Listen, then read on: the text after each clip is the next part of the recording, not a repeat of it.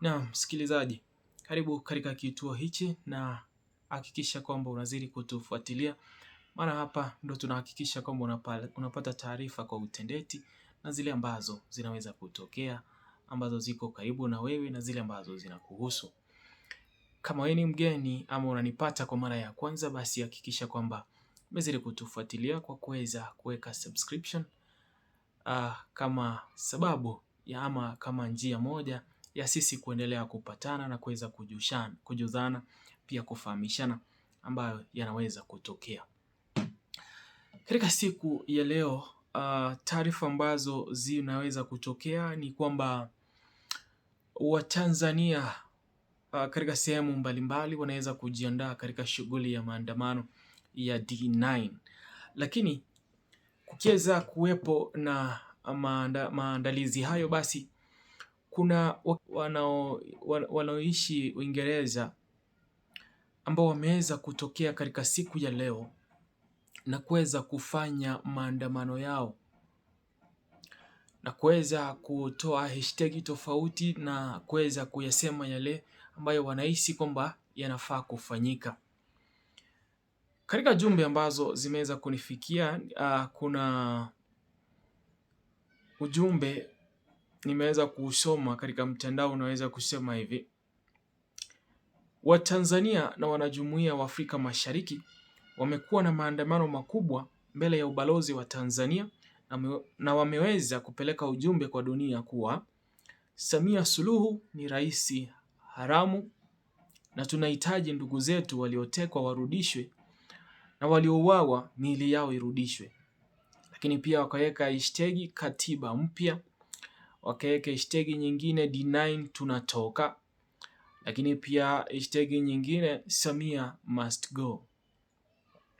Msikilizaji, ni Watanzania ama wote wa Jumuiya ya Afrika Mashariki walioko Ulaya wameweza kutokea siku ya leo na kuenda katika jumba la ubalozi wa Tanzania nchini Marekani na kuweza kuhakikisha kwamba wamepeleka taarifa hiyo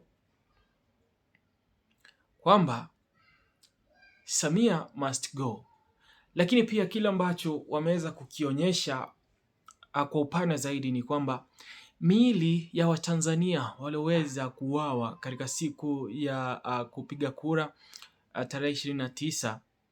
na siku zilizoweza kufuata iweze kutolewa, basi waliweza kupoteza wenzao waweze kuwaona miili yao. Lakini pia kile ambacho kimeweza kusisitizwa ni kwamba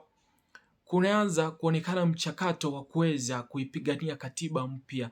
ya nchi ya Tanzania ama kufanyiwa uhariri basi katiba katika vipengele kadhaa, ili kuweza kuhakikisha kwamba katiba inaweza kuwasitiri wa Tanzania njia zote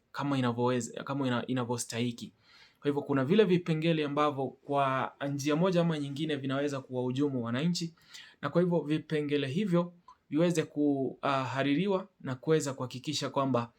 vimeweza kuwepo ili kuweza kuwafaa wananchi. Naam, picha ambazo naweza kuziandamanisha na kanda hii ni picha ambazo Wakenya wengi wameweza kutokea siku ya leo na kuweza kuonekana wakifanya maandamano ya amani nje ya ubalozi wa nchi ya Tanzania nchini Marekani, na kuweza kuhakikisha kwamba wameweza kutoa ama kuonyesha haki yao ya kuandamana, na vile vile kuweza kuhakikisha kwamba ujumbe wao umeweza kufika katika nchi ya Tanzania, na vile vile kumeweza kueleweka kwamba hawajaweza kuridhishwa na masuala yalivyo katika nchi ya Tanzania. Na kwa hivyo picha hizi zingine zimeweza kuacha maandiko ambayo watu wameweza kuyasema mengi na kuweza kuhakikisha kwamba kilio chao kimeweza kusikika. Msikilizaji, hebu pata kutazama picha hizi na uweze